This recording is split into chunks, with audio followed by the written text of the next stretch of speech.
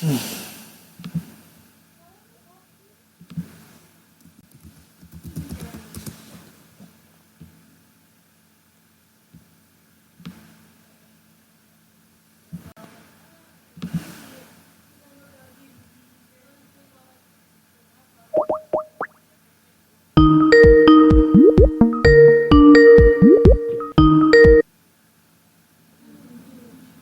going on? Yo, what's up, man? Not much. Just chilling here. Just getting ready to get this show going.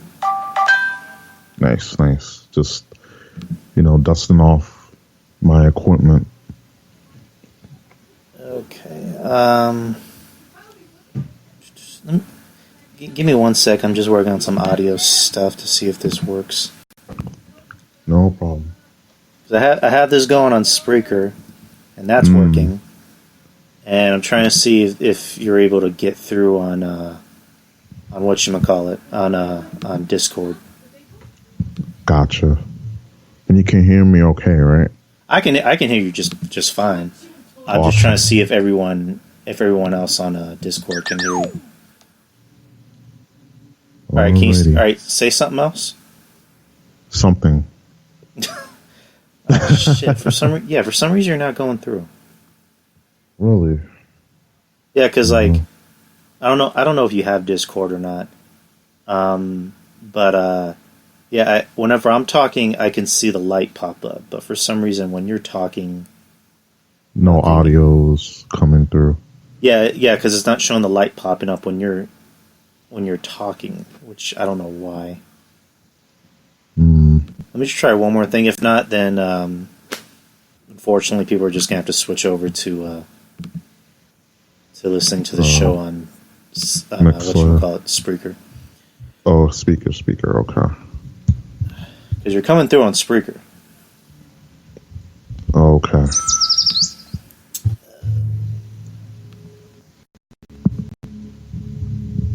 Yeah, I asked Mish about this the other day. I was like, how can you interview someone on Discord through Skype? And he told me it's the same way you mess with the audio on any other form, but it's not working. Could be the audio settings. They mess with the audio settings on the PC side, maybe. So I'm not too familiar with Discord. Okay, because I remember someone mentioning to download something called Stereo Mix. No, or not download it, but enable Stereo Mix. Okay. And I did that, and let me just try that. And if it doesn't work, then unfortunately, people are just going to switch over to Spreaker. Okay. Yeah, I gotta use Discord more. Probably only use it twice in my life.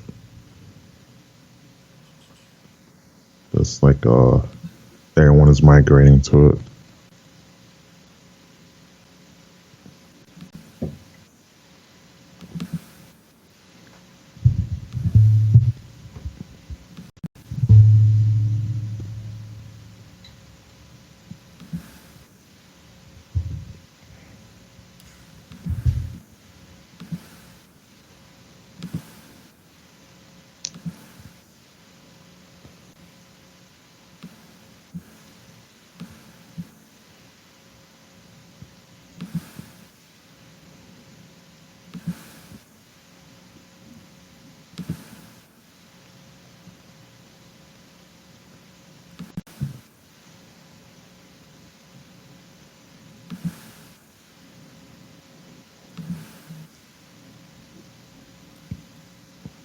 Alright, try saying something else. Testing 1 2 3. Testing 1 2 3.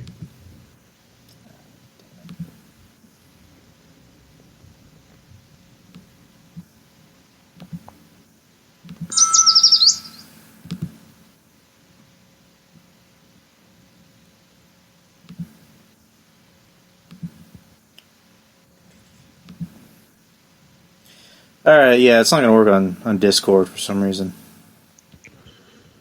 Oh man. Oh well.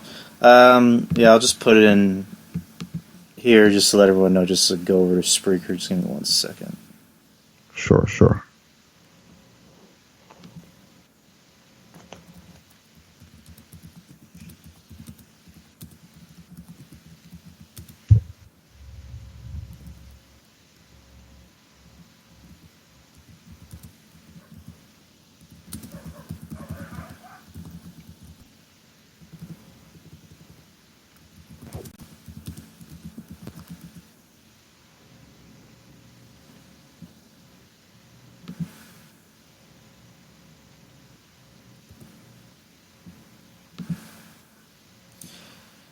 All right.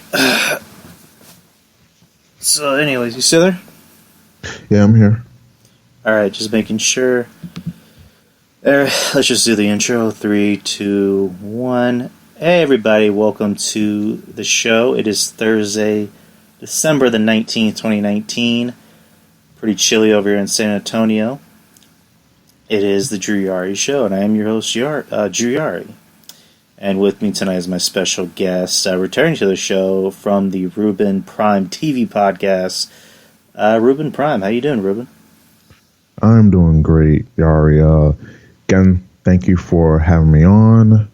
It's been a while since I've done podcasting. I took a little hiatus, so it feels good to be back on the podcasting, tip. But yeah, I can't wait to get into the discussions we're going to be having tonight. All right, yeah, a lot of interesting news has come out today. I'm not sure what you wanted to go over. I don't know if you want to talk about the ratings or the news about Edge or wherever you want to start, man. It's all you.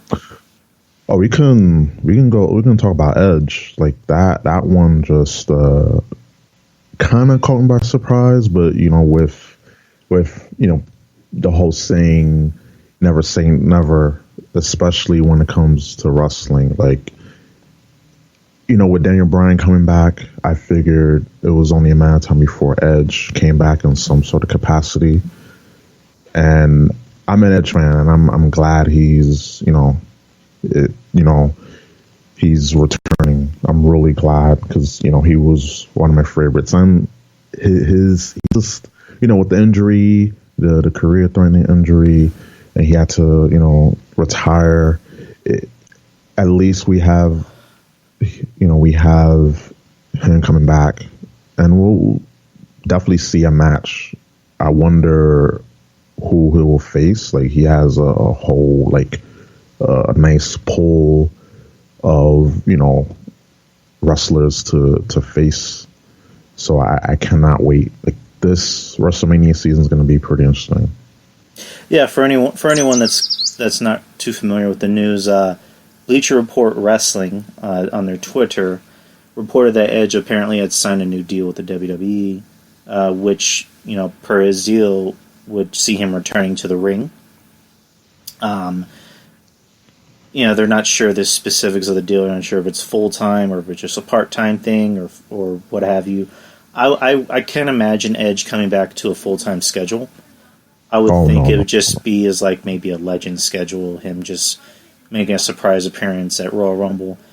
This kind of going back to SummerSlam, if you guys don't remember, during the pre-show where Edge came out and to everyone's surprise, he speared Elias, which, again, that surprised the shit out of people because, to our understanding, Edge, anytime he did appear in the company, he couldn't do anything physical, he couldn't take any bumps, couldn't do any moves. So when he speared... Shit.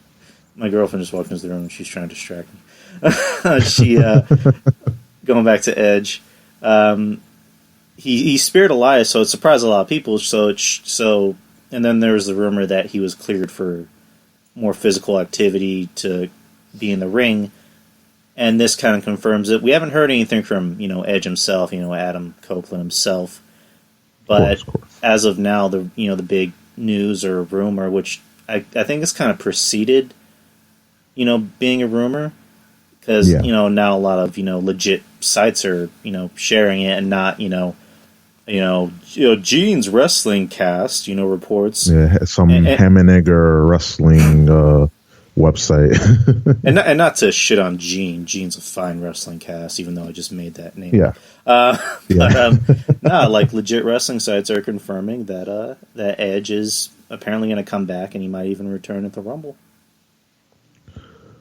Wow. Well, like again, I'm really ecstatic, and especially with now that 2019 is basically we're almost done wrapping up. Thank God.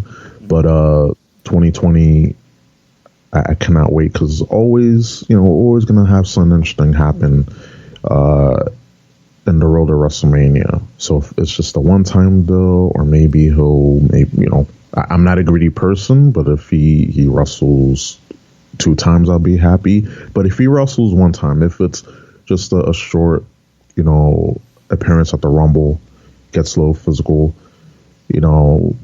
I'll be happy regardless. If it's some small caveat or if it's a WrestleMania match, I'm happy. And I know for all the Edge fans or all the Edge heads out there, they will be happy regardless. I'm happy too. I mean, if he does come back and wrestle, I'll be happy. I would rather him coming back to the Rumble. I think would be huge. That would be a huge pop. The last time you were on the show, we had talked about the possibility of CM Punk, coming back to the company, and I pitched the idea of him coming back to the Rumble and maybe even possibly winning it. And that's actually a big rumor going around right now. Yeah. So, and the Royal Rumble is like literally a month away, and we have the possibility of seeing Edge return and CM Punk return. I mean, there's more than likely going to be more surprises coming. With Edge, as far as wrestling matches, I would rather see him maybe work safer opponents. And I know maybe the odds on prediction is is he going to come back and do a TLC match? I hope not. I hope to God Edge does not come back and go near a ladder. For his sake, I'd rather see him in a tag match. Tag match is good to help him, just cover for him. I would rather that than just something drastic like a TLC match, because it's we care. I don't know about everyone else, but I know you and me, we give a damn about especially our favorites. Even if it's not our favorites, we care about the well-being, because the sport is dangerous, and we want them to live, have a long lifespan in the ring, but as well as outside the ring, because they're human, and we wouldn't want anything crazy to happen. So a TLC match, cross that off. Nope. Hell no. First question: How old is Edge? Let's see. We can go to the old Twitter, the old Google machine here. He has to be at least in his 40s. I know that. He has to be. He has to be. Let's see. He is 46 years old. Okay, then definitely no ladder matches. Keep his ass away from ladders or chairs or tables. Or stairs. Or stairs. Speaking of which, did you happen to catch TLC this past Sunday? I saw a few clips on Twitter. This week has been very crazy at my job, but I saw the rumbling on Twitter, and I was like, oh God, people. And I have a coworker who's really into wrestling, and he asked me, hey, you watch TLC? And I was like, no. To come into work, and he's like, it was horrible. And I was like, I've heard a lot of people on Twitter talking about it. Also, friends of mine that are into wrestling, and it was it was not good. And I was like, well, I'm glad I went to work that day, because someone told me just go to work, because I had the option not to come in. But I was like, I'll come in. And the only intriguing thing was the the tag match for the WWE Women's Tag Titles, and Kairi Sane getting a concussion, but I heard she was okay. And that spear, you want to talk about spears, Edge, but Edge, he gives a pretty, decent spear, but Charlotte, that was, it was just not good. And like I was telling you on Twitter, we exchange a little bit, but I wanted to elaborate further. With the women of WWE, they're forced to work slow. Mm-hmm. When they can work faster. Like we see the potential, and I don't know, just the slower you work, the more you get used to working like that, and you want to work fast, but it's like trying to accelerate and de-accelerate, in mid action, and I feel like the women need to be allowed to work. Well, Asuka and Kairi Sane, they can work, like they could work circles around most of the women's roster, but like Charlotte and Becky, they're not allowed to. And that's what you get. You get that horrible looking spear. You get a lot of botches and whatnot because they have to work that slow style. They can't work too fast, and that's why the match wasn't as appealing in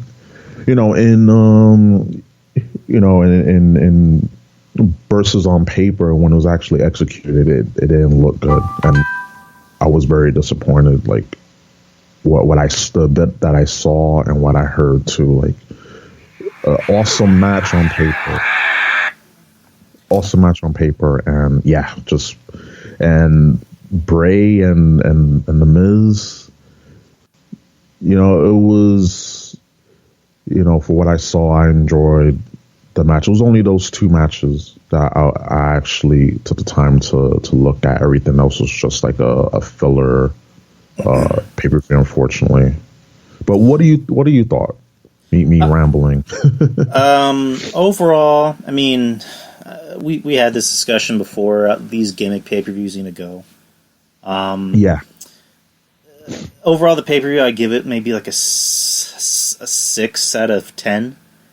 The match of the night to me was Buddy Murphy and Aleister Black, because it seemed like the only. I mean, there was Roman and Corbin, but I'm just going to forget that happened. Yes, for our benefit, we need to forget that. Yeah, that was just not very good.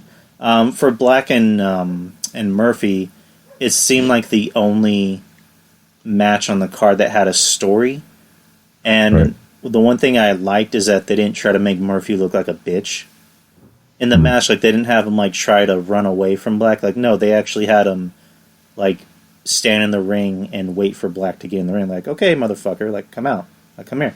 You want to kick my ass? Kick my ass. Let's go. And both men look good, right? And Black won, deservingly so.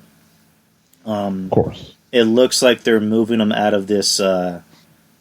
Sitting in a dark room and talking about how he wants to hurt people instead of just going out there and actually hurting people. They're having him actively go out there and wrestle, and he's still over. I mean, Aleister Black is over. People, yes, cheer the hell out of him. Yes. Buddy Murphy, I like. He really needs to change his ring gear because it doesn't make him look good. It looks weird. Very tacky looking, something. Speaking of which, you want to talk about tacky? When you go, I don't know, when you were younger, and for me, when I was younger, and when you needed that last minute Christmas gift or birthday present, you just go to Rite Aid or Walmart, and you get the most good looking thing you can find, but it's still cheap because you're getting it at a pharmacy or a drugstore. That's how Buddy Murphy's ring attire looks like. looks very tacky, and like I hope in 2020 he gets some new ring gear because that really hurts him. In the name, like Buddy Murphy, like just I will just be cool with him calling him Murphy. You know, Yeah, Murphy would be a good name because isn't like his finishing name, his finishing move is named like Murphy's Law, right? yeah, Murphy's Law, yeah, Yeah, like that's just what. Yeah. I mean they're big on just like shortening names. So Murphy Yes, sounds like a good name. Buddy just doesn't sound very intimidating. It doesn't sound cool. Murphy's fine. yeah, Yeah, the ring gear needs to go. I mean, just put him in tights. Put him in tights and or trunks. Just put him in trunks. That's really all you gotta do. But yeah. overall, the match between these two I thought was great. It told a good story. I mean, they just went on there and beat the shit out of each other because they kept talking about how Black's jaw was messed up, and I think King was like, "You're talking about his jaw. Look at his nose." Yeah, I saw that. I was like, okay, like you can obviously see all the blood just dripping and gushing down. But yep, no, we're gonna talk about his jaw. It's like I guess blood is bad. Blood is really really bad. It's weird. Just call things out. Obviously, you got to call things out. But for some reason, they're just afraid of blood. It's like blood is bad. Not as much as they used to, because if you remember, and this is strange saying this, at the beginning of the decade, 9 years ago, Yeah. when they were still doing the the whole PG thing. Anytime someone even had a drop of blood, they would have to stop the match. Which is I guess for the performer's sake, it's a good thing, but it really slows down the match. But they're still kind of doing it, especially if it's something like serious. Like if the guy literally has blood in his eyes, I would understand you would need to stop the match. Of course. So, Of course. but yeah, they didn't try and stop the match. They let the guys work, and I like the match overall. Everything else in the night, I was none too pleased with. The tag team ladder match with New Day and Revival. I mean, I've seen that 8 million times. I've seen these guys work. No one gives a shit. No one gives a shit about the Revival. I mean, let's just call a spade a spade. No one cares about them. No one has cared about them since they've been on the main roster. The New Day earn an elite circle of guys that no matter what happens to them, they're always going to be over. Of course, they're Teflon. Like nothing, no matter what position they're in, they're over. They come out, they get a reaction. Big E's really charismatic. Kofi had his WWE title reign. People still are enamored by him. Xavier, he's taking an off season, due to his injury, but they're still strong overall. He's apparently going to be out, and he's not even going to be at WrestleMania this year. Yeah, it's the injury. I saw a video on Twitter when the injury happened, and I was like, damn, I know. Again, injuries, I do not wish injuries on anyone, even on a wrestler I hate, because it's your livelihood, and then especially when you're on the shelf and you gotta go through the recovery and rehabilitation. It is really a downer. So when he got injured, I saw the footage. I was like, damn, man, that sucks at the worst time, and he's gonna miss WrestleMania. And everyone loves that WrestleMania payday. So it really sucks. But I hope things will turn to for the better, and he'll recover. Because they kind of they're still doing fine. It's the New Day. Regardless, they'll be fine. But it's like, damn, man, this was pretty gnarly how he got injured. So, with him being out, do you see maybe them trying to do something with E? Maybe they need to. Yeah, Big E is just He's extremely talented. He's good on the mic.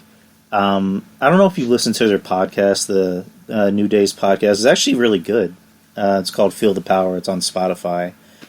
He, not him, but Xavier and Kofi, were just like they were very enamored about Big E because Big E's so different from those two because Xavier and Kofi grew up being wrestling fans, and they weren't like shitting on him for not taking it as serious as him, but they were actually more impressed. They were like, this is a guy who, he wasn't too big of a wrestling fan growing up. He played college football, and then he came into the business and was able to adapt to it faster than anyone else. He's a guy that's extremely charismatic. He's a good talker. He's proven he can cut a mean promo. He can cut a pretty good promo. Yeah. He can work. They were just like almost aghast by the fact that the company hasn't tried to or even attempted to give him a singles run. And Big E and Keith Lee are two guys that Vince has been looking for, and what I mean by that is they are two charismatic, talented black guys that could be, the black guy that Vince has been looking for. If that makes sense, that sounds kind of weird to say. No, it makes sense. I mean, because when you look at, guys that he's tried to do it with, Shelton Benjamin, talented, but, not very good on the mic. They did it with Kofi, and it worked for a little bit, but... For a bit. A bit, yeah. And at the end of the day, Kofi's always going to be over, regardless of where they put him in. Especially since he's a New Day. But to me, Big E and Keith Lee are the two guys that I think Vince is going to want to pay attention to. And apparently Keith Lee, they're very high on Keith Lee. But and for good reason. Like his performance during Survivor Series weekend, War Games and Survivor Series, I was impressed. Like finally, like he had his first main event because he said it after War Games went off the air. He had an interview with Dijakovic, Ciampa, KO, and Lee, and there was like he was like he's amazed, like first time main eventing, having a main event, and I was really proud. I was impressed with Keith Lee, and there's so much more he can do. And that weekend was just a taste. And him and he, they need to do for 2020 and beyond. Those two, they gotta go with them slowly, not just hand it off, but it has, just like with anything, it has to make sense. Go ahead, man. Oh, I'm sorry. It just anything storyline wise has to make sense. But it's been long. Like for Biggie, it's been long overdue. Like I'm sorry, it's been long overdue because he has it, and a lot of people agree. It's not just the two of us. It's a lot of people.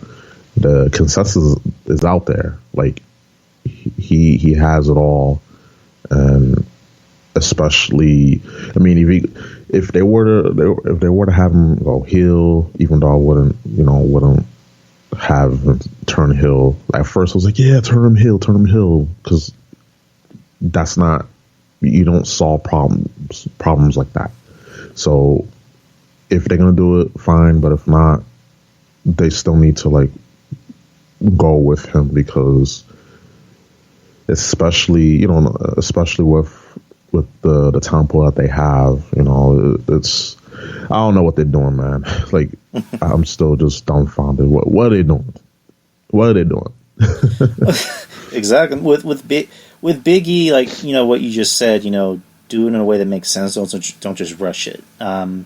With Big E, give him a singles push, but start off small, Intercontinental, and then test the waters, see how that works, and and when you think he's ready, put him in that that title picture. Yes. Keith Lee, I would say at this point, have him debut at the Rumble and possibly win. Here's how I would pitch it. Like, have it be him and Roman as the last two, as story, storytelling, continuity, as a way to kind of close a chapter on what happened before, and then have Keith win.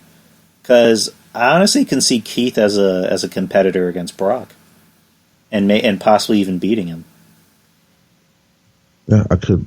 That's believable, especially since you've done all you can with Lesnar, and how he'll be like, oh, okay, like I'll put Keith Lee over. Just give me a big bag of money. Done. it's like you gotta.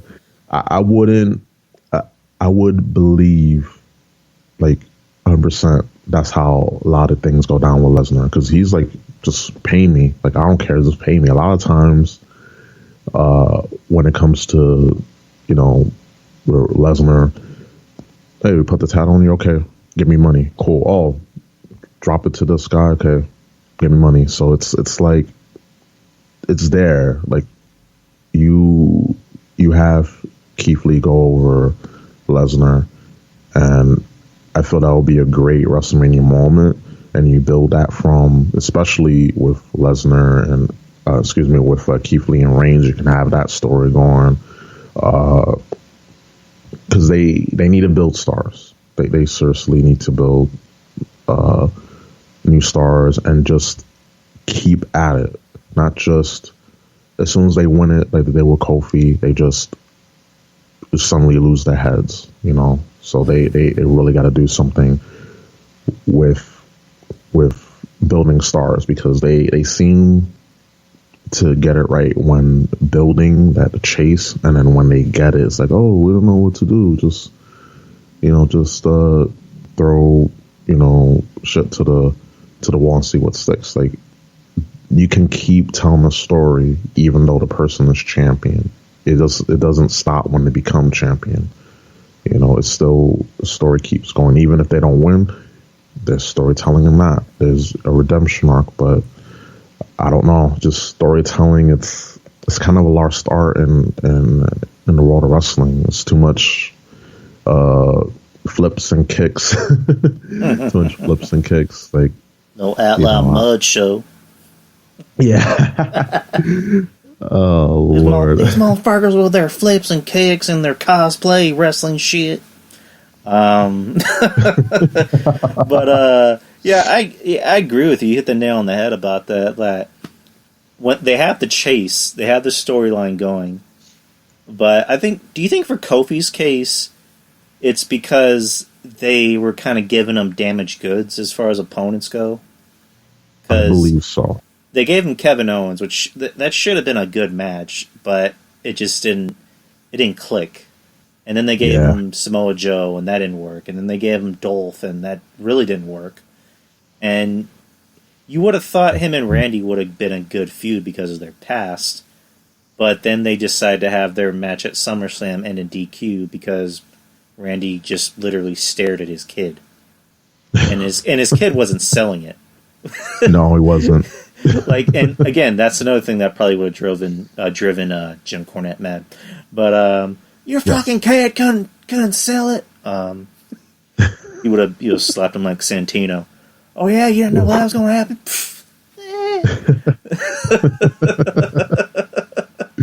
Well, that's my kid, Jim. I don't give a fuck.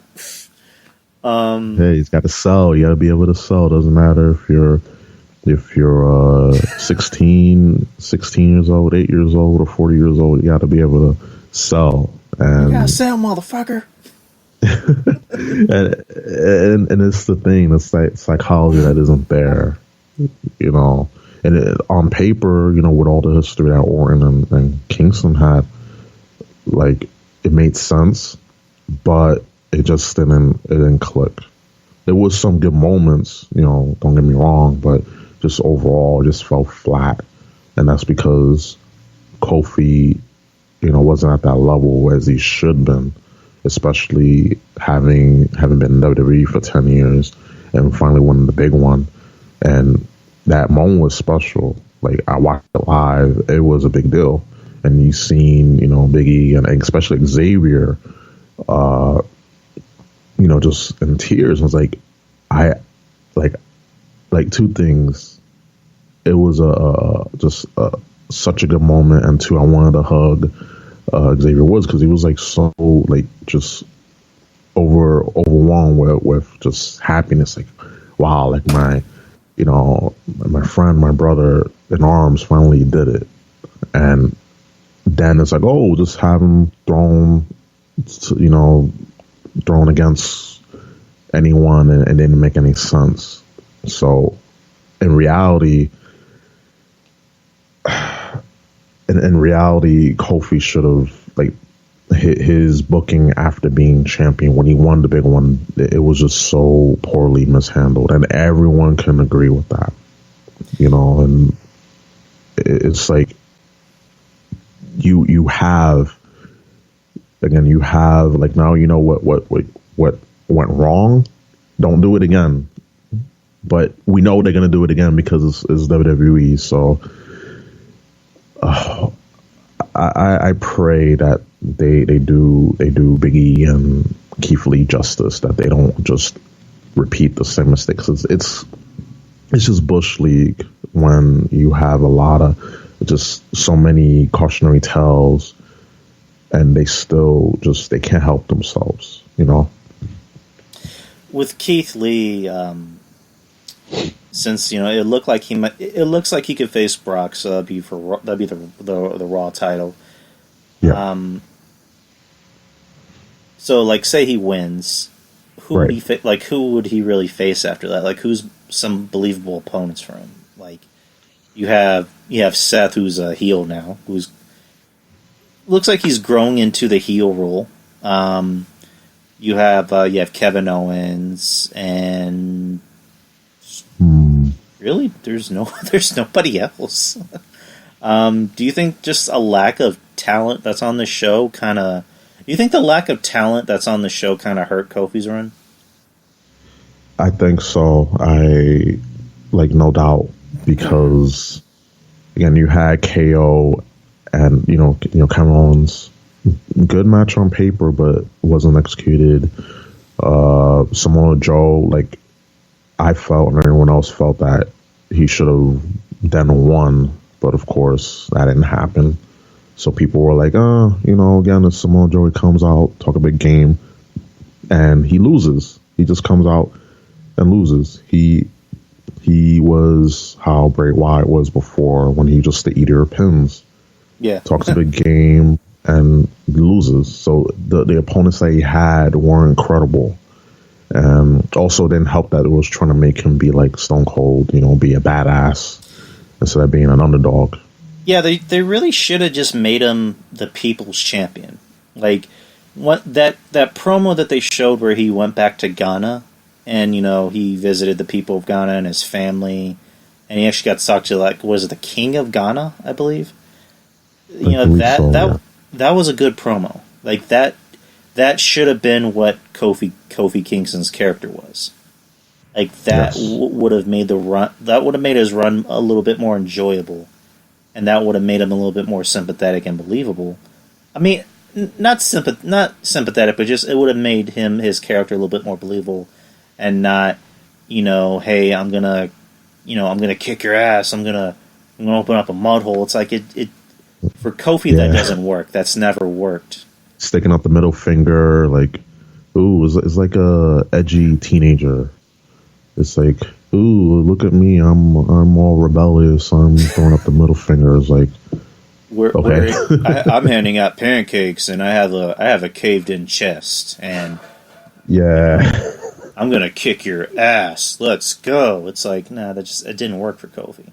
Yeah, trying to stomp mud holes, but his chest seems like he got his stomped in. So it's like, yeah, I don't know about that one, Chief. Whenever he did lose, all right, we'll get off Kofi in a bit. But final question: when he lost the title to Brock, were you surprised he lost it that fast? Yes and no. No, because of course, as Lesnar, they wanted him to be at the time the head of Fox. You know, with SmackDown being on Fox, I was like, okay, you know, when it debuted, you know, when Fox debuted, I was okay. Just looking at my watch, like, let's get this going. But just the way that he lost, it was just like, okay, that was too fast. You know, that was too fast. At least one or two offensive moves. Maybe the match could have been like 5 minutes, but at the end of the day, I wasn't like upset, but I know everyone else was, and I was like, oof. I guess my thoughts weren't their thoughts, because everyone was pissed off. But I get it. But it's Lesnar. Like, we all knew his reign was coming to an end. Like, to be surprised. Like, come on now. I mean, yeah, there's no way Kofi could have won or should have won, but I was expecting a little bit more offense. Like have Lesnar come out and dominate, and then Kofi gets in some last minute heroics. But in the end, you know, Brock is just too strong. Instead, like, I remember literally having SmackDown on, and I was in my office, you know, at work, and I just had the match on, and I just went, okay, the match is about to start.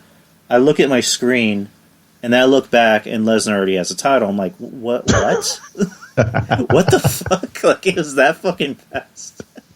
And then you just see Cain Velasquez come out with his, you know, his man boobs, which I'm not one to talk, because, you know, I'm starting to get there too. And I'm pretty sure he can beat the fuck out of both of us. So I'm not talking shit about Cain Velasquez. He just has man boobs. But they just stating facts. I'm just stating facts. So going back to TLC with the Bray and Miz match, I was intrigued on how they kind of differentiated the Bray Wyatt, Mr. Rogers character, and the Fiend, where the Fiend is this unstoppable supernatural force, whereas Bray is just Bray. It's almost kind of like what they did with Abyss and Joseph Parks. Yes. Where Abyss was this unstoppable monster, and Joseph Parks was kind of like a pussy, where they didn't make Bray look like a pussy, but he didn't really want to fight. But it looked like he was enjoying getting hurt. Yeah. Like, anytime the Miz would hit him and try and twist his arm off, he would just smile and be like, I still like you, you're my friend. And in the end, you know, Bray wins. I honestly thought that they were going to bring the Fiend out. Like, it was going to be another guy being the Fiend, which the rumor is that they were going to have Bo Dallas, you know, dress up as the Fiend. Which, that would have been interesting. But in the end, it was, I guess, the new Daniel Bryan? New. Or was it Jason Solomon, as people were trying to joke around? Yeah. Which you saw that Twitter post, too. Yeah, it's weird. You know what? I saw him looking like that. I'm thinking, wait a minute. When he was here in San Antonio, and, you know, I guess a lot of people do or don't know this, he got to start here in San Antonio. He went to the Shawn Michaels Wrestling Academy. And I think it was like in 2008, 2007, he came back here, and it's not called the Shawn Michaels Wrestling Academy, it's called TWA.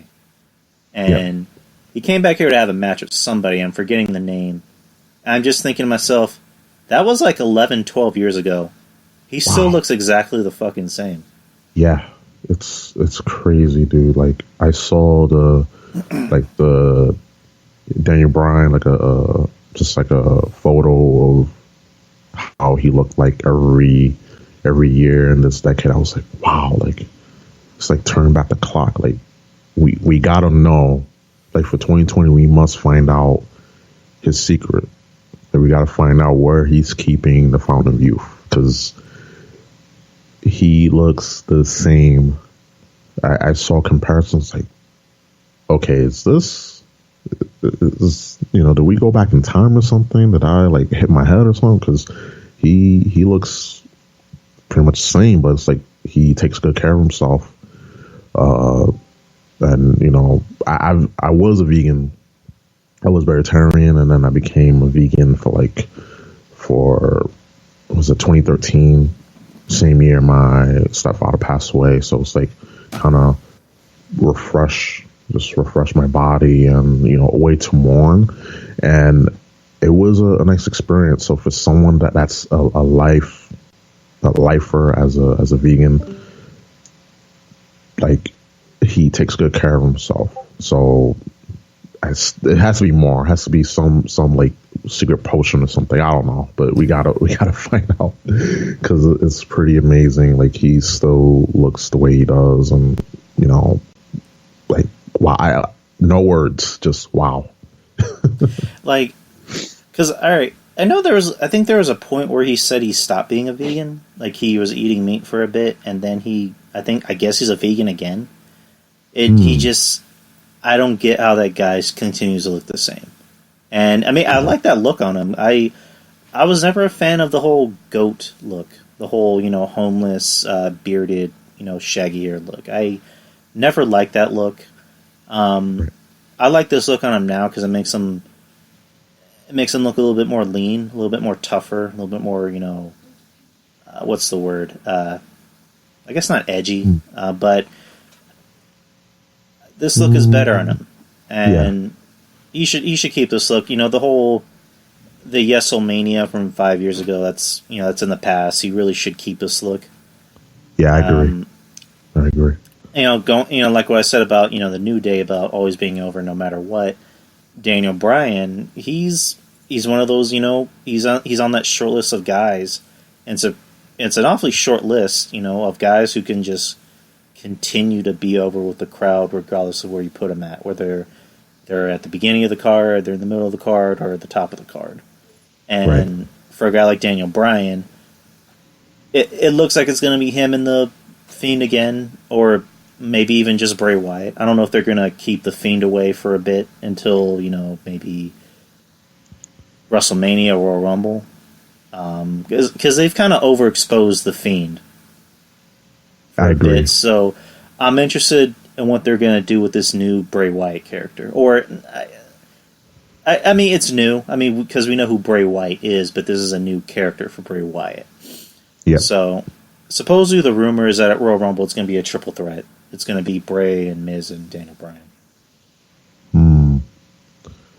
I think, because usually triple threats are schmoz, they're a big schmoz to book, but they can offer advantages because the Miz, I'm a fan of the Miz, but I think with that third person, and hey, like in this case, being a third wheel isn't a bad thing, but it can help.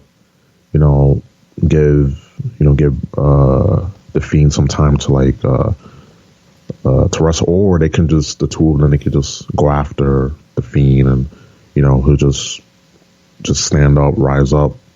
But hopefully they don't ever do what they did with him and Seth Rollins. They need to avoid that. Never. They can make him, they can book him to be overpowered, but not like a video game, because that was really just some video game nonsense. Like, who booked this crap? Yeah, I just, again, that was 2 months ago, which is weird because I felt like it happened a long time ago. Yes, it did. Oh my god! It's best that we put that out, that we put that in the back of our head. Yes. And pour some cement mixer over it and make sure it never gets out. It was that has to be maybe the worst match of the year. I agree. Worst match of the year, worst moment of the year. It killed the Fiend's buzz. I mean, they kind of had to make it up by having him win at the next match, or the next pay-per-view. I mean, yeah. But I forgot what else I was going to say. Yeah, Daniel Bryan. I guess that's going to be the match at Mania because I think I don't know if it was like a fan poster or maybe a leaked poster, but Royal Rumble again. We don't know what's going to happen, and I like that. I don't know what's going to happen. I like being surprised. Yes, I do too. Some more news. What do you think about Batista and NWO going into the Hall of Fame? Let's start with Batista first. What do you think? Oh, so big man Dave, I'm like ecstatic because he had a good career, he had a good run, and his second run when he came back, and ironically when Daniel Bryan and the Yes Movement was going on and the Authority angle, like he didn't go out on his terms like that one. Bautista, and it's supposed to been him. It's supposed to been him and Orton for the belt, but then they had to insert Daniel Bryan, and hey, it made for a good WrestleMania moment. So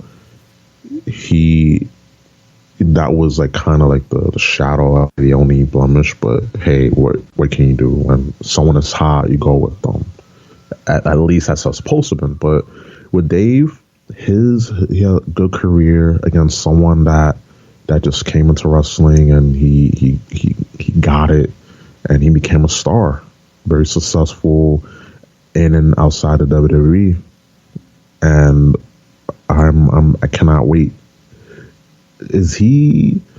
I don't think he's gonna be he's one of the headliners, but I don't think he's gonna be the headliner. It's most likely gonna be NWO, since I see him as the headliner because I don't see WWE putting a WCW thing over their own creation. You know what I mean? True. Yeah, Batista. Yeah, he's gonna more than likely headline unless WWE pulls like a rabbit out of their ass and say, "Hey, we're gonna have the Undertaker get inducted into the Hall of Fame. We're gonna have The Rock." So I mean, you never know. They're full of, WWE is always, full of surprises. Oh, yeah. But the NWO, I mean, it's interesting. They want to, they're trying to induct as many factions as they can. Yeah. What's your opinion on them putting Sean Waltman in that group? Because it seems like a lot of people are taking issue with it. I don't necessarily have an issue with it. I find it kind of odd because when you think of the original NWO, he wasn't a part of that. It was, it's the obvious group. It's Hogan, Hall, and Nash, and it was also Eric Bischoff. Do you think they intended to put Eric Bischoff in, but because of him being let go, they just thought that was kind of awkward? And they decided to put Pac in his place. Go ahead. Yeah, I'm sorry. Yeah, I totally felt like Sean Waltman's spot was supposed to be for Bischoff. But the way that he left, it was unceremonious, and they just had to put him in. Even though, and I listened to DTKC when Don Tony and Kev Castle, they were having a debate about Sean Waltman and when he was in the NWO, and they both make good points. Like on one hand, I was like, well, he wasn't one of the founding members, and then if you're gonna put Sean Waltman in, then what about Big Show, aka the Giant? But then even Big Show didn't want to be affiliated with the NWO. That was no, don't. That was just at that time. I don't want to be known for that, and cool. But then when you look at the history, he was in the NWO for a good for about a year, because it was 2 months in and he joined, so it was very fresh into NWO's start, and he was at the cruiserweight. And another thing that I agree with Don Tony, that he needed, they needed that cruiserweight, that representation, and I was for us, because all we remember is Hall, Nash, Hogan, but I want to say it's a footnote, but we don't affiliate the NWO with Waltman, even though, because we've seen him more in DX, even though he wasn't in DX for that that long in reality. Because we think, oh, just he was in there for a long time, but when you just look at history, look at the you know the timeline, it's like, oh wait, he wasn't there as long, but he was in the NWO. But just a lot of things get overlooked. But at the end of the day, I have no issue. I really don't have no issue with it because, he was a part, very important part in the NWO. But me, if it would have been just the three of them, the three originals, the OGs, I'd have been like, sweet. But they added him in. That's fine. I have I have no issue, and people are gonna just rage. You know what it is online, especially on Twitter. Wrestling Twitter is a cesspool, so anyone is gonna feel the need to be offended about everything. They gotta comment on everything instead of just enjoying. Take the bad, but accept the good, but acknowledge the bad, and just move forward. Just come on, this is wrestling. Come on, guys. Yeah, I agree with you. I'm happy for Pac. If the WWE calls you and says, "Hey, you want to be in the Hall of Fame again?" It's like, do you say no? I mean, it is what it is. Like you said, we both agree on one thing. If it was just like the original three, it would have been fine. But I personally, I think they wanted to put Bischoff in originally, but because of him being fired, it just would have been a little awkward, even though he didn't really leave on bad terms. Yeah. But I just don't see why they didn't add him in. I can maybe, if that came out that, it was too awkward to bring him in, I guess I understand that, but, it is what it is. Right. Who else do you see them putting in the Hall of Fame this year? Or next year, I mean. Wow, there's still a lot of names. That they put. Oh man, there was someone that they didn't put in this year, and they're from New Jersey. He passed away. Damn, it's the tip of my tongue. DT brought him up in WCW. Bald guy, tattoo on his head.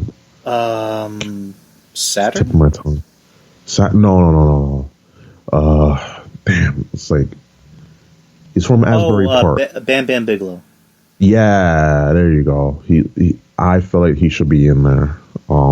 It's long overdue. That's that one really it really shines true because especially when we was in Jersey this year, WrestleMania was in Jersey. It was put him in there. It would have been a nice induction. But if not, obviously this year wasn't the case. Maybe for 2020, if they pull a Hail Mary and they put The Rock in, that would be ooh, you got Batista, you got The Rock, and you got the NWO. Wow. I really don't know who else. I really don't know who else. It's just besides Bam Bam. It's Let me ask you something that I asked Andrew Carlick when I had him on the show from False Count Radio. Sure. What do you think is more likely? Who do you think is more likely to go in the Hall of Fame first? Owen Hart or Benoit? I feel Owen. I mean, I think it's about time to put him in. It's one of those things where, I get it. I understand why Martha is the way she is. To this day, she still blames Vince. There's that story at the funeral where she literally just pointed Vince out and said, your day of reckoning will come. She literally pointed him out in front of everybody at the funeral and said that to him. And she has made it very clear, over my dead body. I will never have anything to do with that company. I don't want a paycheck from them. I don't, Owen is always going to be a part of me, and I understand it, but I just think she's being very selfish. Personal opinion. The fans want to see Owen. New and old fans alike. They want to see Owen, and she just won't release that grip. She doesn't care. I don't know if you remember this, but like they released that thing of Owen where it's like the best of Owen Hart, and when Bret Hart was promoting it, it was kind of funny because he's like, yeah, it's not that good because for one, we were only allowed to put in certain matches and like clips, but as far as like old family photos and other matches, we couldn't put them in because Martha doesn't want anything to do with WWE, and she didn't want to do it. Right. So, stranger things have happened, but I don't see why she just won't let it go. Yeah, I mean, easier said than done because she lost a husband. Of course, yeah. And you can't really blame Vince for that. Yep. I mean, I can't imagine Vince not feeling bad. Oh, I imagine he feels bad. I feel mad. I still imagine to this day he feels bad because, say what you want about Vince. People say, oh, he's the evil villain. Like he's the type of guy that he cares. It's just that, of course, none of us is perfect. Just because you own a successful company doesn't mean you're perfect, and we tend to put that onto others. Like, oh well, this person is successful, such and such company, so he needs to be perfect. He needs to be the quintessential perfect person. It's like that doesn't exist. We're all gonna have flaws. For so much shit that the fans and rightfully so. Because at the end of the day, he is the head of WWE. He is the tippity top of the summit. So I get it, but for people to say, "Oh, he doesn't feel bad," of course he does. Of course he does. There's many stories of him when it came to a lot of the wrestlers and whenever Son went down, like he was there to help. He paid for a lot of people's rehab and whatnot. He cares, but just of course, like we just see one side. We still think that it's 1990s Alter Vince at the helm and scoring people. No, that's far from it. But he feels bad. He totally still to this day feels bad. Because Owen died on, that night on his watch, and he was devastated. I can imagine he felt devastated. Again, never say never in the wrestling business, but it's like, you have a better chance to run the lottery, or hitting the big in Atlantic City, but it's like, I still believe he'll be in the Hall of Fame. I still believe it. It needs to happen. Maybe not now, but maybe in distant, maybe like 5 years, 10 years. I give it a 7-year timeline. How old do you think we're going to be whenever they decide to put Benoit in the Hall of Fame? Well, it's 2019 now. It's in 2020. Carry the 4.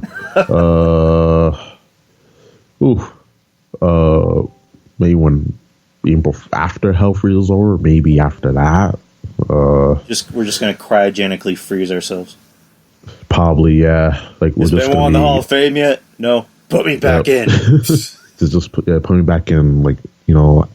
Freeze me up.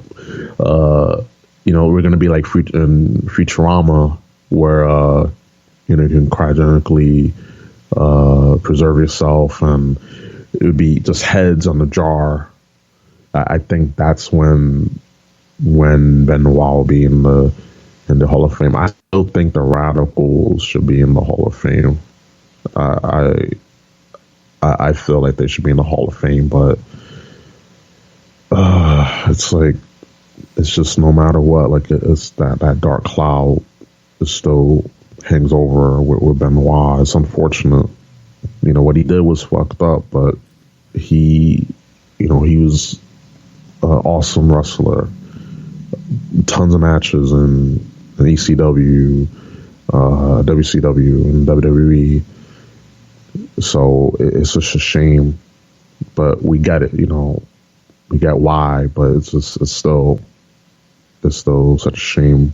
Also, another team I think that should be in the Hall of Fame, the Nation of Domination.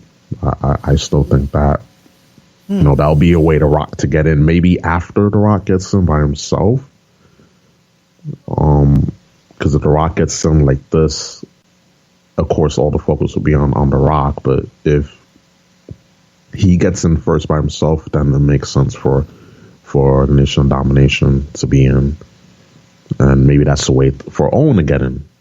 Maybe if the Rock will be like, hey, Martha, like I understand how you feel, but you do it for the fans. You got a lot of fans that still support and love your husband, and it'll be don't do it. Don't do it for us. Do it for the fans, and maybe because The Rock, he can talk, he can sweet talk his way. He's that charismatic. So maybe like you can't say no to The Rock. Come on. Yeah, look at him. Like he's gonna be our next president, apparently. Yeah. I'm interested to see how that goes. I'm that type of guy that just say, okay, well, why not? Let's just do it. See how it turns out. We deal with the consequences later.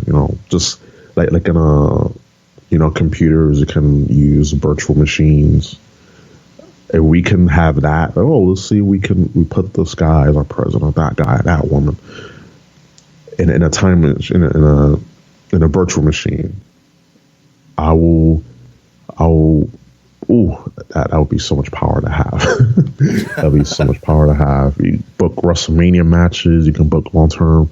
Oh, just put it in the virtual machine. Just see how it goes. But wow, like that would be so cool to have.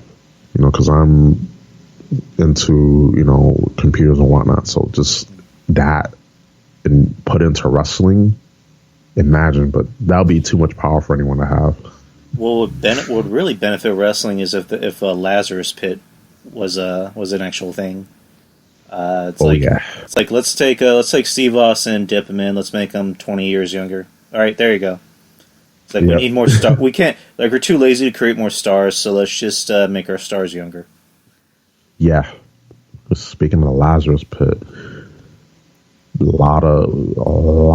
I'm telling you, there's so many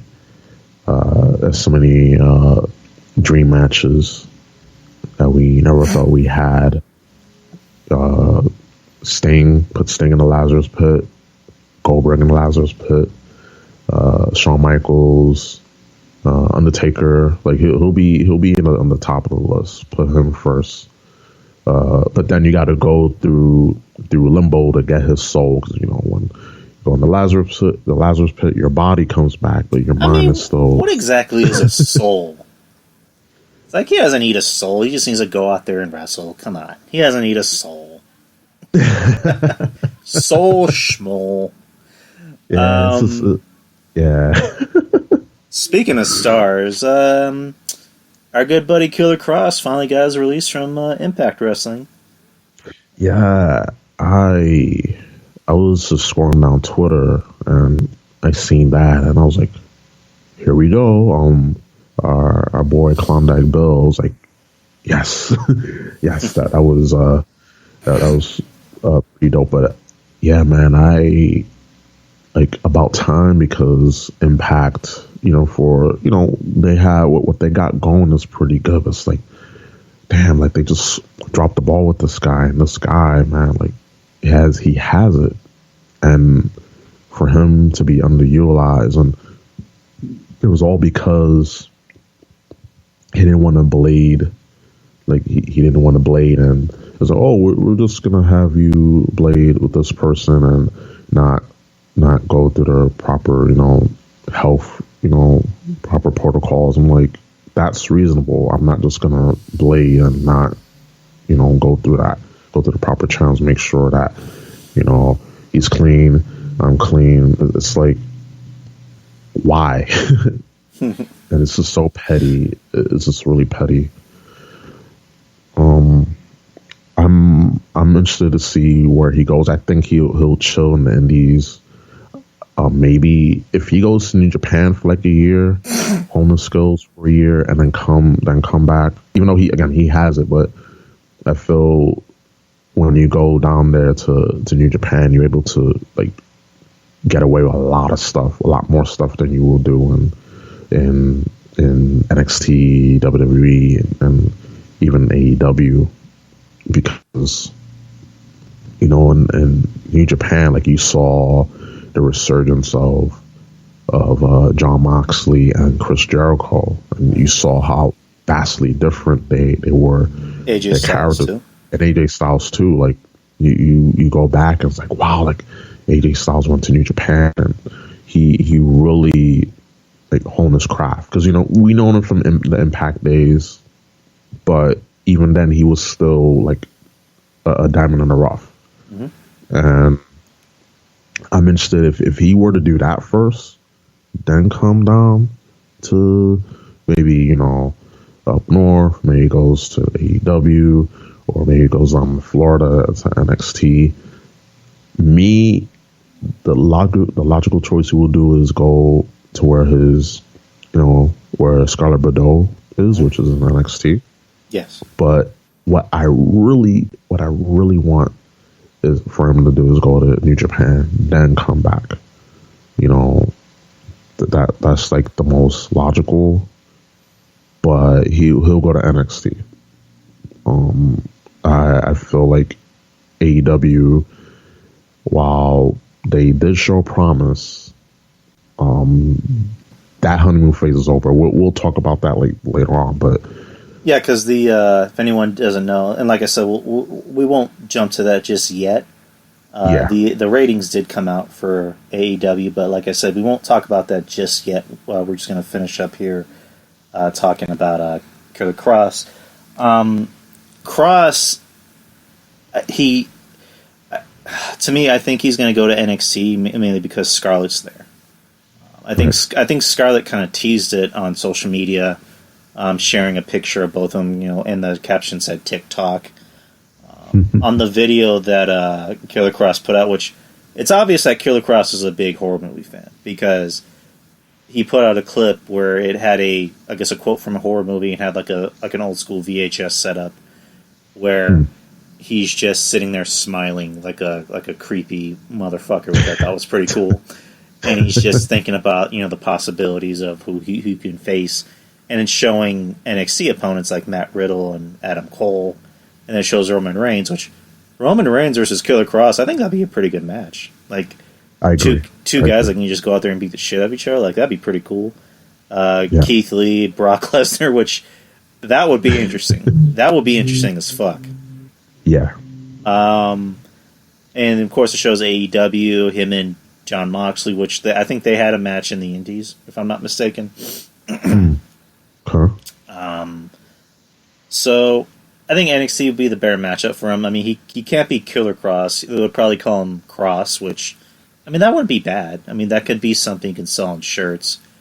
I mean, you can just picture Morrow just saying that, Cross! Just yelling that all the time, or just have, the audience yelling, Cross, Cross, Cross, Cross. Or even, Cross is gonna kill you, Cross is gonna kill you. That seems like something Vince would like. Not just Killer Cross, Cross. You know what I mean? I see that. I definitely see that. Like, don't call him Poopy Doopy Man. Just call him Cross. Like, don't give him some dopey gimmick. Just let him still be himself. Obviously, you gotta change the killer because they don't. Yeah. That'll make people killers or whatever. But just call him Cross. Cross is fine. Yeah. Yeah, and I rather him have a name like Cross than Oni Lorcan. Like, no disrespect to Oni Lorcan, but like still good athlete. But what in the hell were WWE and mostly NXT? What were they thinking? Oni Well, Lorcan. What?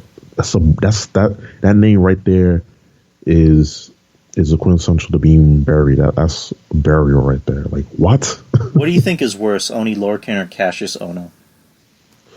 Oh, damn. Damn. They both sound horrible. Equal as horrible, but Cassius Ono is kind of cute, but still pretty bad. Yeah, definitely only working. Definitely only working by a mile. I can live with Oni Lorcan. Cassius Ono just sounds stupid. I mean, because it's like Chris Hero is a cool name. Why would you not go with Chris Hero? And I cringe anytime I see Chris Hero come on screen. It just, I mean, again, I'm not in shape at all, but that motherfucker is getting paid money to go out there and wrestle and work.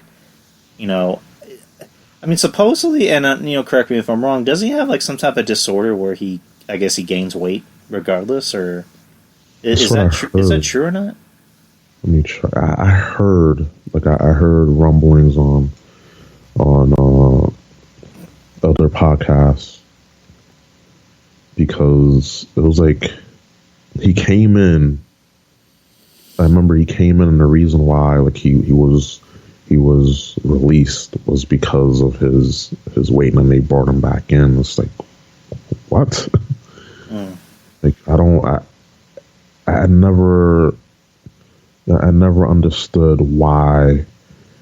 I never understood why like he didn't, at least, did something, with his weight, because again, you're out there, you're getting paid, good money. You're in WWE, you get paid good money, and from all the rumblings I heard when he first came in, I was like,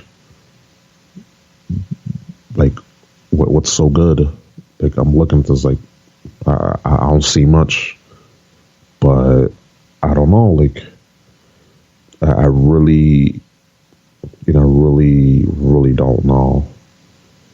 And unfortunately, can't find anything that's quick searching, but maybe he has a condition.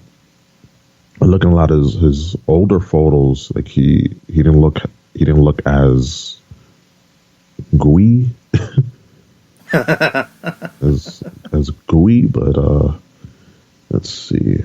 He has stretch marks on the back of his legs, and it's just like, ugh. And his attire doesn't do him any favors either. Like, he's out there wearing basketball jerseys and tights. It's like, why don't you just come out in jeans? Like, do what Luke Harper did or something, or just be a trainer. Please not wrestle ever again. Like, it just it doesn't look good. But I think Joey Numbers might have mentioned that he has some type of disorder where he gains weight regardless. Like, even if he works out, he's still going to gain weight. Kind of like what Big Show had. Like, I think Big Show's was like a tumor or something. That it would force him to grow. Sense. Like, it would force him to grow 100 pounds in a year. I know about that with Big Show. And he looks like great now. Like, he's been busting his ass. He's been busting his ass. Because like Mish said, when for tall guys, like their lifespan isn't as long, because the taller you are, the shorter your lifespan is. So it's like I'm glad that he. In Big Show's case, that he's, taking care of himself, because, a tall man's lifespan especially his height, his size. Like his lifespan isn't as long as the average human. So I'm glad he took the steps to take care of himself and work out. But just he seems like he seems like he's a lot happier since being away from the ring. I don't know if he officially retired because he didn't. Yeah, he retired, right? Yeah, I think he retired. Yeah, he retired. Okay. Because he has that Netflix special, or not a special, but he's gonna have his own Netflix show on Netflix, like I just said. Which good for him, making that sweet Netflix money. Oh yeah. So I think it's gonna be like not based on his life, but it's gonna be he be himself, and he's got his own family. So hey, good for him.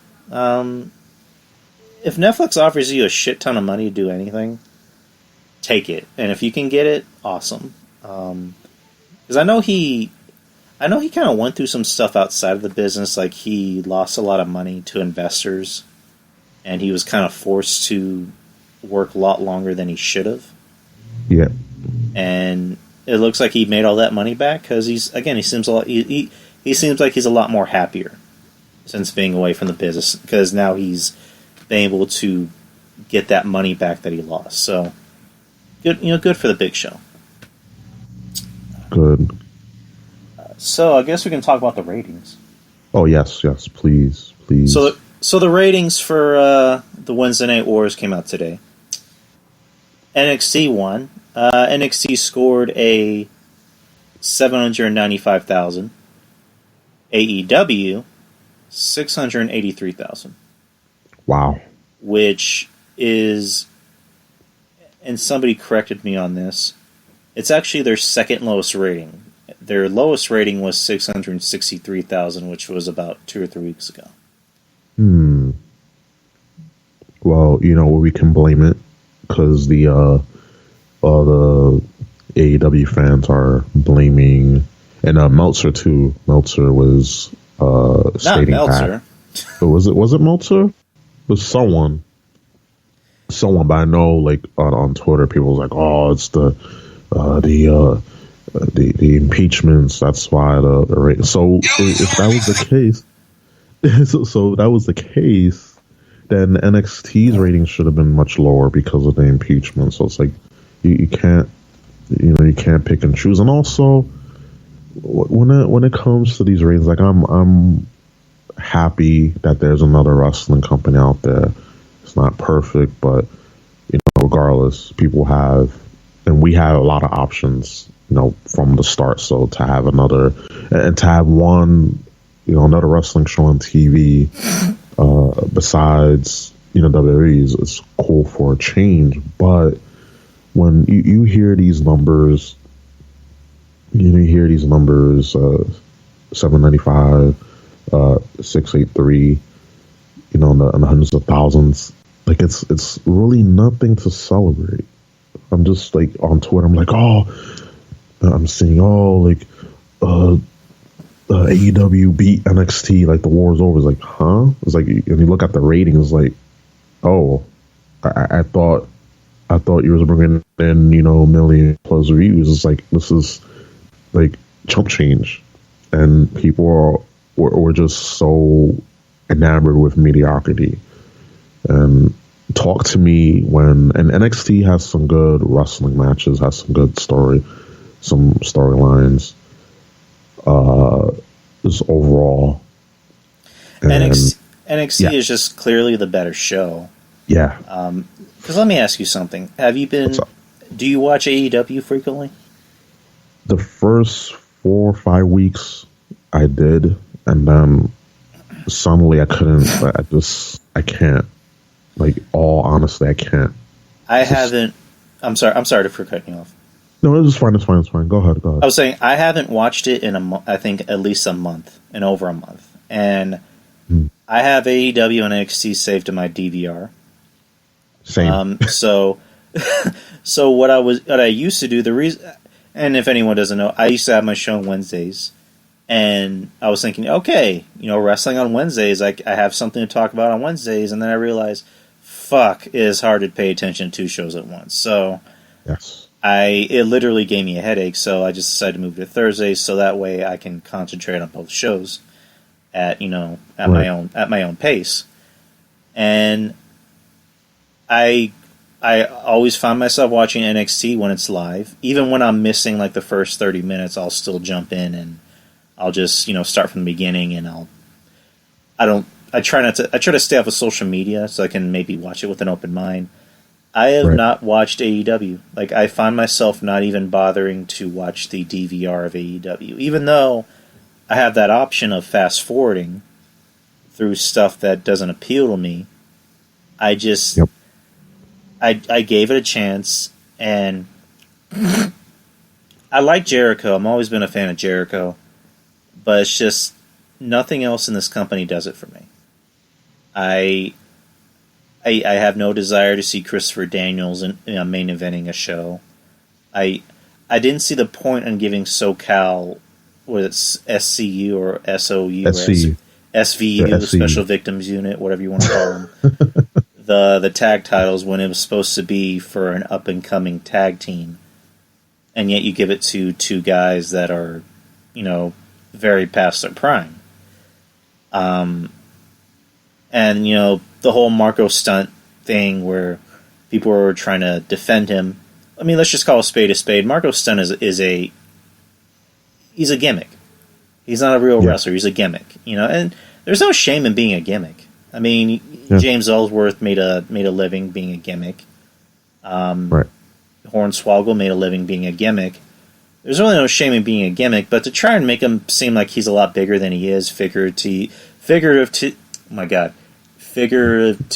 and literally, it was just ridiculous. You had Jericho saying, well, people called me small. It's like, Chris, you were never small. Motherfucker, you were never small. You were always thick. You're always thick as hell, and from the time I saw you in WCW. I mean, in size you were small, but you were always thick. You were never this small little 12-year-old boy. Yep. And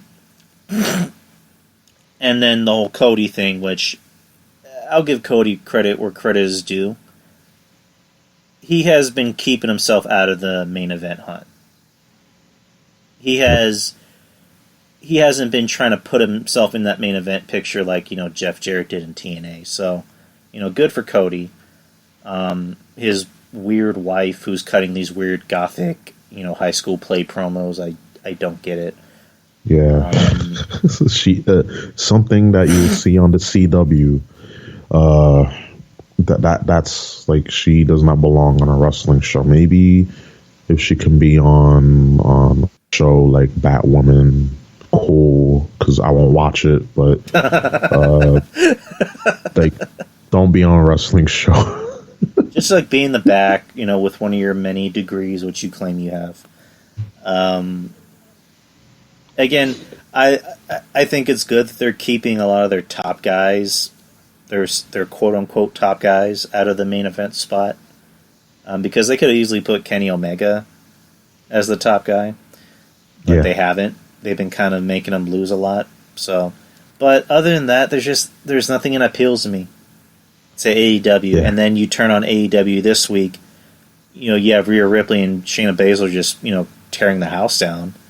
You got I almost called him Michael Cole, Adam Cole and Finn Balor, just going out there and tearing the house down. You got Johnny Gargano coming back. It's just, what can you show me in AEW that's going to be better than this? Like, not much, really, not much. I mean, that Full Sail crowd, it's a small crowd, but they're always packed and they're always like just out there screaming their heads off. They love what they see. You go to AEW, one half of the arena is completely empty. Yep.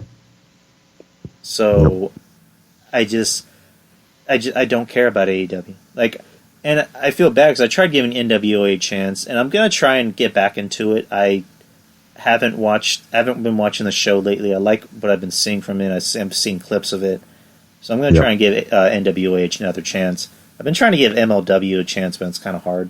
There's so much wrestling, dude. Like, there's a go ahead, man. Yeah, no, exactly. It's so there's a plethora of wrestling shows. Like it's too much to keep track of, and of course you get called. Oh, you're not a real fan if you don't watch everything. It's like that's a very narrow-minded thing to say. That if I don't watch what you're watching, or if I don't watch every wrestling promotion out there, then I'm not a real wrestling fan. Like people have jobs, they got families. We got to, sleep. There's so many hours in the day and so many hours in the week to actually watch all this wrestling. It's too much. You was gonna say something before because I wanted to like just harp on the honeymoon phase of AEW. I was basically just kind of saying what you were saying. There's too much wrestling. Right. Yeah. Yeah, I kind of agree with Kevin Castle. I'm not trying to be a hater. I'm pretty sure it's going to piss a lot of people off. I don't see AEW lasting for a year. I think by next year, AEW is not going to... I wouldn't say be out of business. I would say they're not going to be on TNT. I just don't see how TNT can keep that on. I mean, then again, look at what TNT has. They just have the NBA, they have March Madness, they have reruns of Supernatural, and was it Animal Kingdom, whatever the fuck that show's called. And that's really about it. But I don't see this company lasting on TNT. Unfortunate. I just don't get it. And I think what makes the company worse are its fans. Agreed. I agree. Like when you mention, Meltzer was already making excuses for why, for the rating drop. It's like, wait, you mean Meltzer, the guy who goes out of his way to blow AEW? That Meltzer, yeah. Fuck that. Fuck Dave Meltzer. I'm just gonna say it already. Fuck Dave Meltzer. The reason why I brought up Meltzer is because ironically enough, he hasn't mentioned much of New Japan, and the reason why that is because all his boys are now in AEW. They got their own company, so it's like, oh, you see where your loyalty lies when whoever is buttering your bread, and right now AEW is buttering his bread, and of course, like Dave Meltzer's Dave Meltzer, like he's one of the top wrestling journalists out there. So it's not an overall knock because he's been doing this for a long time, but at the same time, the level of biasness that I've seen in the wrestling community is ridiculous, and giving excuses on top of excuses on a mountain of excuses. It's just really like just proof that we don't care about facts. We don't care about, facts, stats, and what's right in front of you. And all we care about is just whoever's paying you the most, whatever gets you, and not to steal from DT, but whatever gets you tweet fucked on Twitter. That's where people are going to go. And you see the blatant mistakes that AEW has been doing. And even friends of mine, they say, oh, well, you got to understand, it's a new company. It's like, for the first, few weeks, yeah.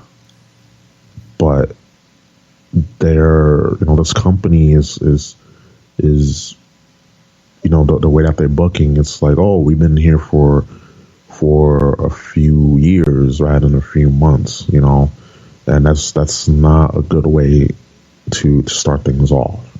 Like you have all these people in here. We're not gonna watch a YouTube show to know who these people are. Like, you should be telling us who these people are. We shouldn't have to go and watch Being the Elite to know what's going on. Like, you should be having these storylines on TV where more people have access to viewing them, not on a YouTube channel. That's one of the many things they're doing wrong. And the production, I know Missionary Amish,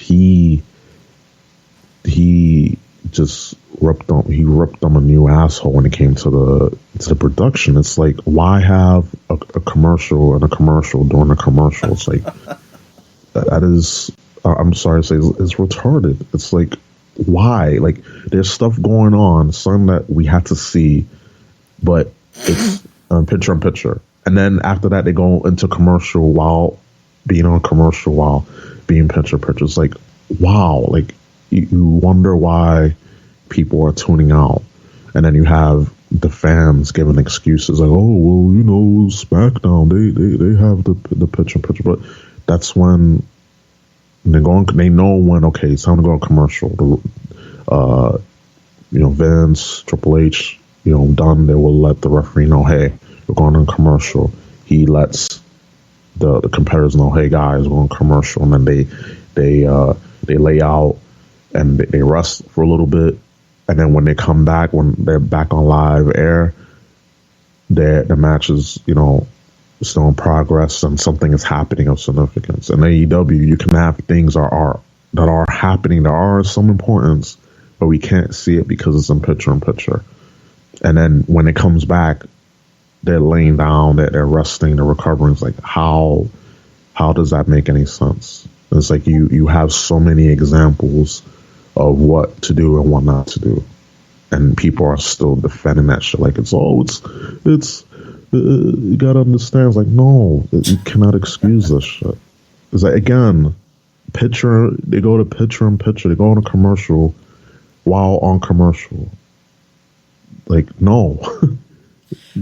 Because I remember the last episode I watched was Jericho doing his celebration in the ring, and I just remember the audio for the mics was just so fucking terrible, and because it sounds like I don't know if like you had people, like if they were paying for cheap microphones or if the audio team was just really shitty. I was just like, am I the only one that recognizes this? Like, and eventually they finished it. Yeah. But it was just so fucking terrible. And again, it's just like, you can't pay me enough money to watch that show again. Like, that's the fence I'm on now. It's just like, I don't see myself ever watching that show in the near future. Like, maybe clips, but there's not. I try giving that show a chance. It's not like I didn't give it a chance in the first place. I did. Yeah. But I just, again, not being a hater, I just don't see that show lasting as long as it should. I don't see it being on the air on TNT next year. That's just my opinion. I agree.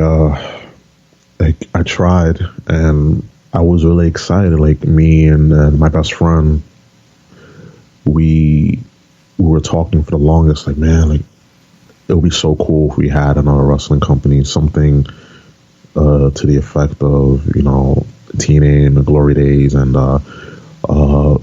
Lucha Underground when it was really good. And we have a new wrestling company now, but it's like more of the same shit. And then you get called a hater. Oh, you're just on WWE's nuts, and it's like, no, it doesn't matter if it's AEW, it doesn't matter if it's WWE, Impact, whatever, ROH. Like, if I see some BS, I'm gonna let it be known.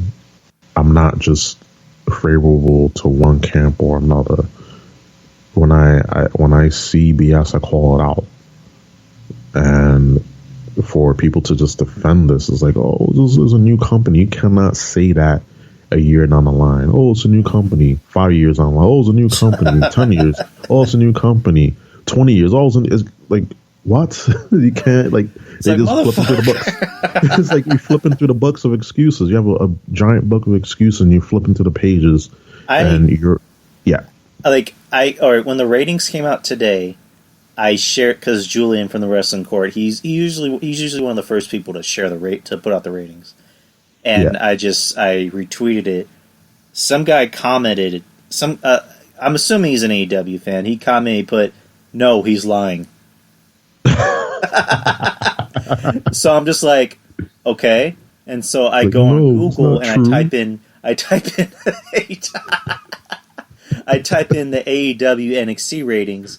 First thing that pops up is Forbes. Forbes, Yes. as in Forbes magazine, a legit like news article. People read it, and I pull up the website, and they had the ratings. They had the ratings from last night, and so I copied and pasted that. I just copied that, and I pasted that in the comments, going, "There you go." And it's just like a legit like news website, and like where you can actually buy the magazines like on a newsstand. Forbes. Yep. So it's just like, Forbes. we're not lying. It's like, Oh. but Oh, and people they don't want to look at facts. Like when they're losing, oh no, I refuse to believe that because it doesn't go with my logic. It doesn't go with my way of thinking. It's I don't want to look at it. I don't want to hear it.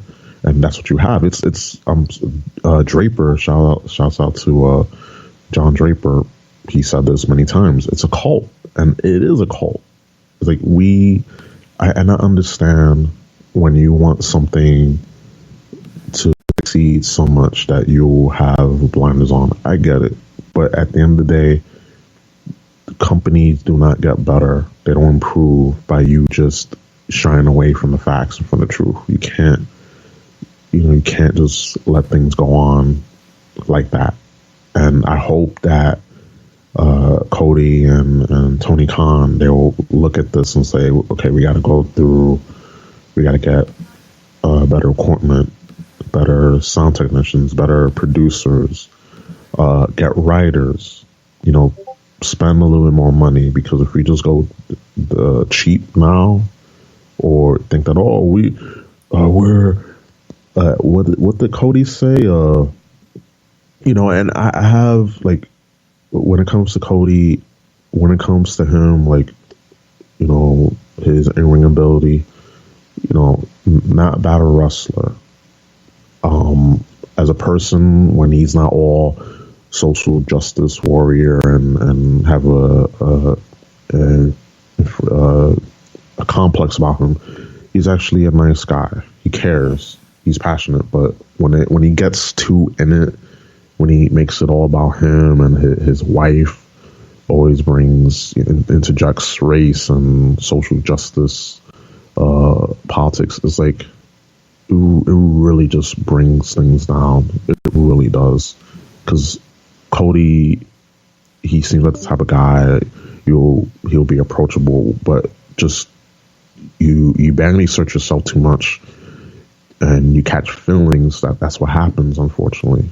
But Cody and Tony Khan, they need to evaluate. They need to get writers. They need to get producers. They need to actually, like, be serious. Like, you guys shouldn't be waiting. Like, when they do the dives.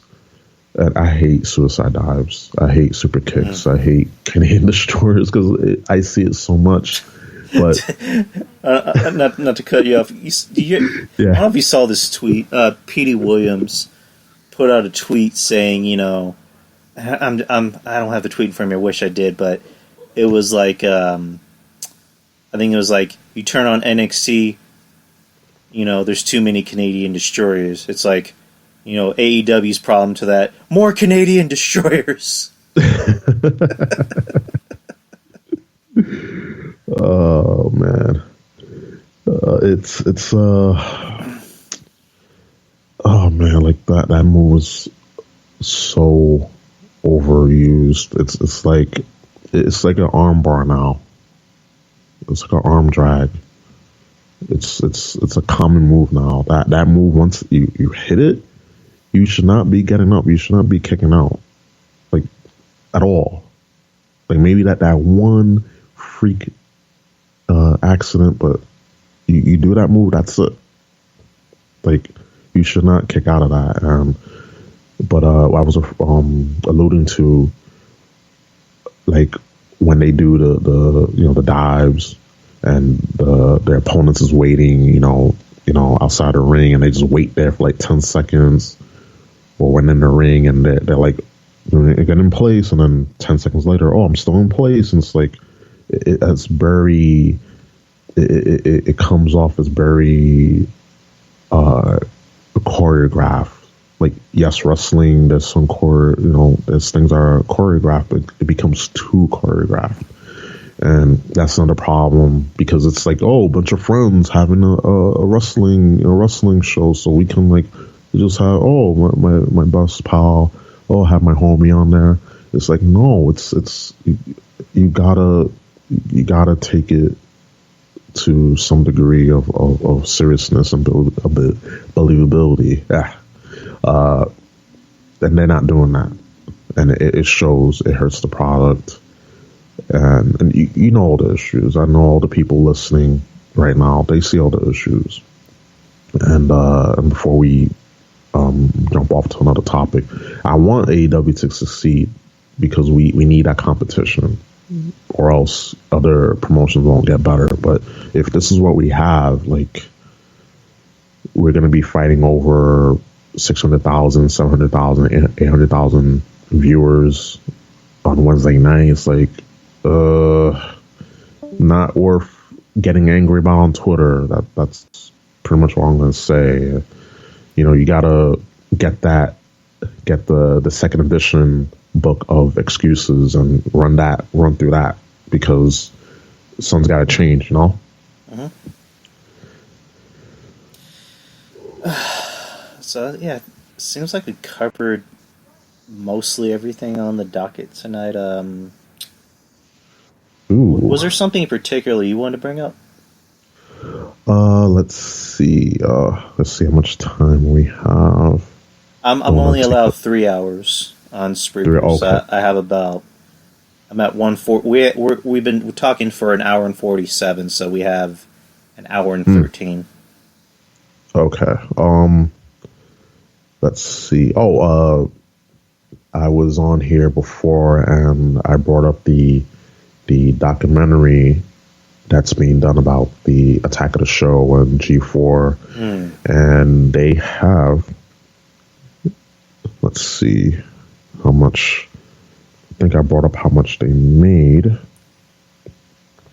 and how much they raised, and this was back in November, but yeah, $85,168 and 1,114 backers, and they're ready because it's the holiday season, so it's pretty. It's been. I know it's hectic. I know everyone with it being a holiday season, getting the Christmas shopping done, and all the hecticness of the holidays, but they've been giving out surveys, and I really can't wait for this documentary. Like, it's something that, like, I invested into, because as a fan, and if it's wrestling, if it's tech, if it's comic books, anything, and you have a passion for it, you'll put your money where your mouth is. So I'm glad that this was backed successfully, and it made more than it was than the goal. And for 2020, it's gonna be an interesting year with wrestling, with comic book movies, and now with this Kickstarter. And when the documentary, when they're gonna have a podcast for it. Mm-hmm. So when it comes out, I'll let you know. I'll slide the link to you. And when the documentary comes out, it should be available for everyone. But also, when the digital download, when I get it out, slide you a copy. Awesome. I slide you, yeah, because it's something, again, share the wealth. We're at work, we were talking about, oh yeah, share the wealth, and with this, it's something that it's kind of, it's my childhood, so I'm very excited to be a part of this. Even though it's small, I wish I would have donated more, pledged more. But the bit that I gave, it it helped. I contributed, and something I'm passionate about with G4 and that network as a whole. So I'm pretty ecstatic for this. So yeah, that's what I wanted to talk about. And before, because we got 10 minutes left. Actually, we have an hour and 10 minutes.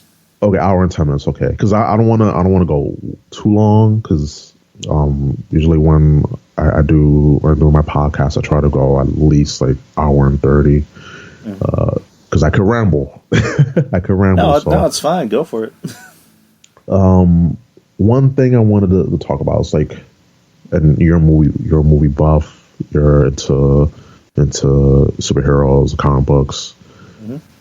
But overall, why do movies today suck so much? Like, why do they suck? I just think Hollywood is just out of ideas. There's always somebody coming out of the woodwork. I mean, just recently, Martin Scorsese, with this whole Marvel campaign trying to take down Marvel. I don't know why Martin Scorsese sounds like Triple H, but Kevin Feige. That's gonna hurt my throat. I can't do that anymore. But I just think there's not really any ideas. I mean, because when you looked at the 90s, there was movies like Pulp Fiction. There was, Forrest Gump, which I can still watch those movies. Those are good movies. Yeah. Ace Ventura, classic comedy. Tommy Boy. Tommy Boy. Oh my God, love Tommy Boy. I love again, one of my favorite all-time comedies. And in the 80s, you had Coming to America. You had Trading Places. You had The Golden Child. Yes. Nowadays, there's really not a lot to do. There's either Hollywood's going to reboot something, they're going to add a unnecessary sequel to something. Yes. Or, in this case, let's take a hot commodity, which is superhero movies. Or not just superhero movies, but movies based on comic books, because a lot of movies have been based on comic books or graphic novels. And you probably won't even guess which ones were based on graphic novels, like A History of Violence with, Viggo Mortensen. That's based off a graphic novel. Yeah. Road to Perdition with Tom Hanks. That's based off a graphic novel. Right. I think people just want to go to the movies to be entertained, and right now, comic book movies they're entertaining. They're what people would rather go pay money to see. Exactly. Movies like, and I'm just gonna pull a movie out of the hat. A movie like Moonlight, which I've seen, and it's an okay movie. I'm not gonna pay $10 to go see that movie in theaters. I'd rather wait till it comes out on Netflix or Redbox. I don't know if that's the answer you're looking for, but no. That's right down the alley, because I don't know if you saw this video by Anthony Mackie, aka the Falcon. He brought up in this 4-minute video, this 4-minute video, and he talked about why Hollywood, why movies suck now, and he contributed a lot of things you said. He brought up, and sequels, and also a lot of movies now, comic book movies and things like that. They're made for China, because China eats a lot of these movies up, because they have a lot of moving parts, a lot of action, a lot of colors, just things blown up, a lot of crazy things going on the screen. A lot of people love Tom Cruise. A lot of people love Schwarzenegger, Will Smith, people like that. So they will go. I'll correct you on that. Nobody likes Will Smith anymore, but go ahead. Oh, okay. I stand corrected. I stand corrected. If you ask Julian Cannon from Wrestling Court, he will probably tell you the same thing. But go ahead. Okay, all right. I stand. Well, I stand corrected then. But yeah, like they have a lot of the actors. Over in China, they have a lot of their favorites, and also China has a lot of these movie studios in their back pocket as well, as well as many other things, entertainment, esports, sports. They have a lot of money in this. So if you wonder why a lot of movies don't appeal to us, is because it's being guided by China. They have a hand in that. And also for little kids, a lot of little kids, they go and watch these movies, all the superhero, all the cartoon movies. And yeah, also the fact that SJWs, social justice warriors, they have a lot of influence. They have a lot of influence on the negative influences. I'm all for inclusion and equality, but only when it makes sense. And unfortunately, that's not helping Hollywood. It's actually killing it. A bunch of other things too that's killing Hollywood. It's a lot of it's self-inflicted, but it's the pandering that really hurts Hollywood. It truly does. And Scorsese. At first I was like, damn, why are you going to say that? At first I didn't agree, but then I was like, wait, I'm kind of, sort of ish, kind of understand. I don't agree, but I understand after thinking about it and trying to put things in perspective. Because something that Anthony Mackie said, that now people go to movies and watch, the Falcon or, Captain America or Iron Man. They don't go to see Robert Downey Jr. They don't go to see Scarlett Johansson or Anthony Mackie or Chris Evans. They don't go and see those people. They go and see the superheroes. Yeah. So I understand. We don't have the larger than life stars, just like in wrestling. We don't have the Austins and the Rocks and the Hogans and the Cenas anymore. We just have the brand. We have WWE. We have just the company. No one is bigger than the company. And I was like, all right, touche. Even though maybe just the way he said it or just the context, but I get it. But at the same time, it's it's so much more, because there's a lot of good with comic books, but also it could be, it's just something that's too safe. Just make another reboot, another spinoff. So that's where I understand. And there's this quote, Frank Herbert. He said, "The clear and safe path leads to ever more into stagnation." And I was like, that holds true to Hollywood as well as wrestling. A lot of stuff that we talk about in Hollywood and in the entertainment industry, it could be movies, it could be with video games, just entertainment as a whole. That holds true. Everything feels stagnant.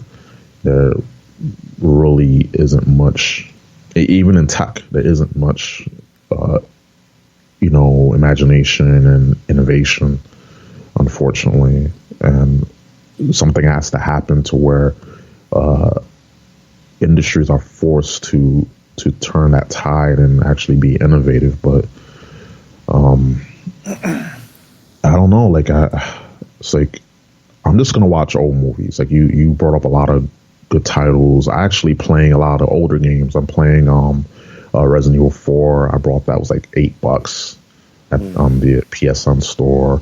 I've been playing a lot of old games. I've been watching a lot of old movies and TV shows because that's where it's at. A lot of new stuff, and not to be a hipster. The hipsters say I got called one, but okay. It's like, oh, you're a hipster. Oh, okay. How are you a hipster? Just because you appreciate, I guess, because you appreciate the classics, that makes you a hipster. I guess, and also the beard. Like, oh, you're a hipster, so that person has a beard. You have a beard. Does that make them a hipster? Like, it's like you just put your foot. People just put their foot in their mouths a lot. It's like there's a lot of new school things I like. There's a lot of old school things I like, but just because people revert back to a lot of the older things, or I did this before I was cool, doesn't make you a hipster. 100% of the time, to me, whatever you feel comfortable doing or watching or seeing, that's you. Same thing with wrestling. Mm-hmm. If you prefer to watch the older WWF episodes, WCW, ECW, TNA, that's fine. That's fine. You don't like the current part, that's fine. Like, hey, that's what the network is there for. That's why you have YouTube. You have the OVHS tapes. That's what it's there for, right? Mm-hmm. So just like what you like. That's just my model. So yeah, but I think that's it. One more question, because I don't know why this just popped into my head, because you were talking about classics and we were talking about the comedies. One more question before we go. Yep. Between Coming to America, Trading Places, and The Golden Child, which one is your favorite Eddie Murphy movie from the 80s? Oh, Coming to America, hands down. Absolutely. That's not just my favorite comedy. That's one of my favorite movies. Yes. I can probably quote that movie from beginning to end. What does "don't fuck" mean? Good morning. Hey, fuck you. Yes. Fuck you. Fuck you too. You'd be wise to stop using obscenities in front of these people. Who the fuck is this asshole? I warned you. Oh, Samuel Jackson. Oh, man, oh my God. Love that movie. So many good actors and one movie, good plot. Just, it's funny. Good comedy, good plot. They don't make movies like that anymore, man. Like, even Beverly Hills Cop, another, trilogy, another batch of movies by Eddie Murphy. Like, I love the first Beverly Hills Cop. The second one, the first two, I love so much. The third one, I still like them, but it's just the first two. Something about the first two that I just love, because especially a lot of movies. I grew up watching a lot of 80s and 70s movies. It's like wow, so gritty. They can fucking curse. They can say things like we can't say now. It's like, damn, man. We can't get away with saying this stuff now, because then people get offended and they'll boycott, and then game over. But it's just so many good movies around that era, the 70s, 80s, early 90s, especially Eddie Murphy. Like, he had a lot of, like, anything from up to The Golden Child, protect it. Keep it in a vault. Do not remake it. Just leave it. Just keep it in the vault. Deep on the ground.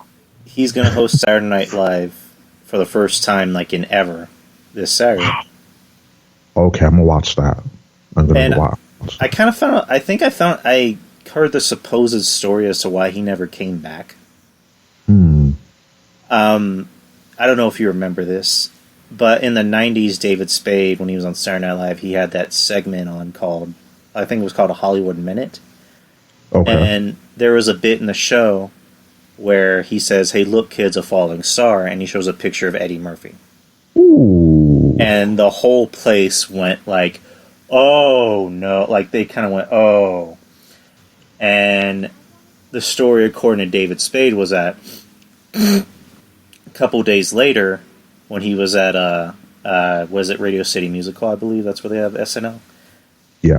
He literally had a receptionist go, Eddie Murphy's on the phone. He wants to talk to you, and he's like, "Tell him I'm busy." Like he literally just said, "Tell him I'm in a meeting," and then 2 minutes later he says, "Eddie Murphy says that he knows you're not in a meeting because he knows what time the meetings end and begin and end." Oof. So Chris Rock had to kind of like be the one going, "You better call him." So he calls Eddie, and then Eddie just starts cussing him out, saying, "Who the fuck do you think you are? I made that place. You wouldn't have a job one for me. I'm off limits, blah, blah, blah." And then he apparently got pissed off at Lorne Michaels because in his eyes, Lorne Michaels, allowed it to happen. So that's why up until when they had their big 40th anniversary, he never came back or made cameos or anything.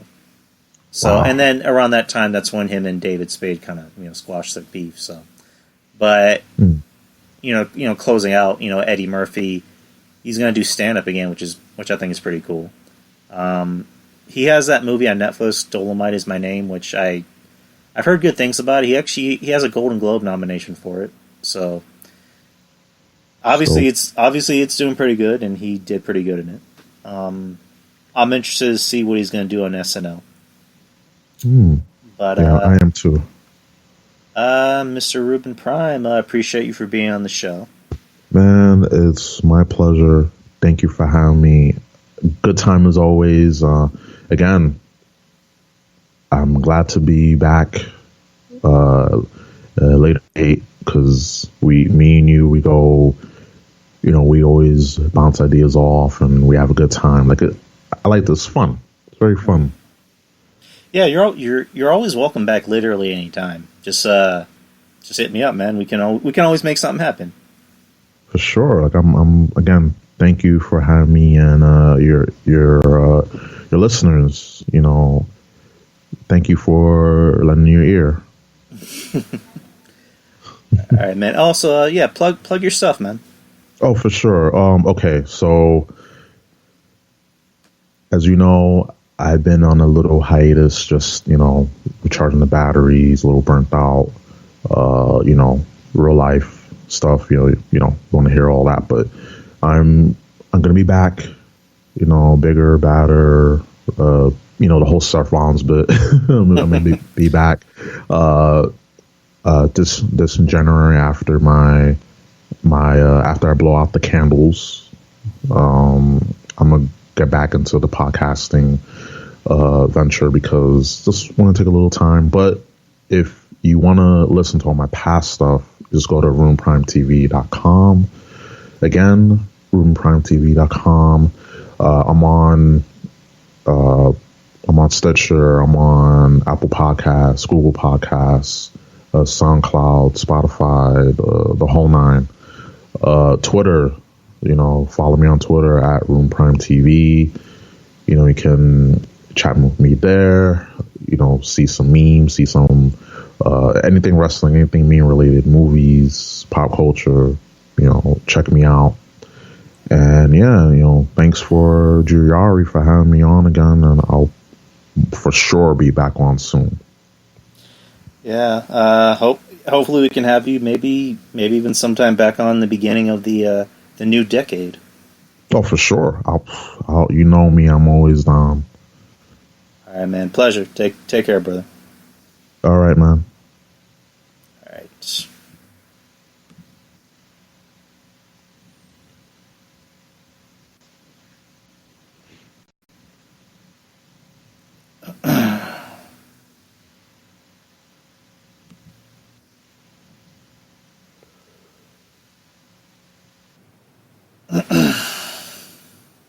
All right, nobody stuck around. Oh shit! Yeah, I was still in Discord. You still there, man? Yeah, I'm here.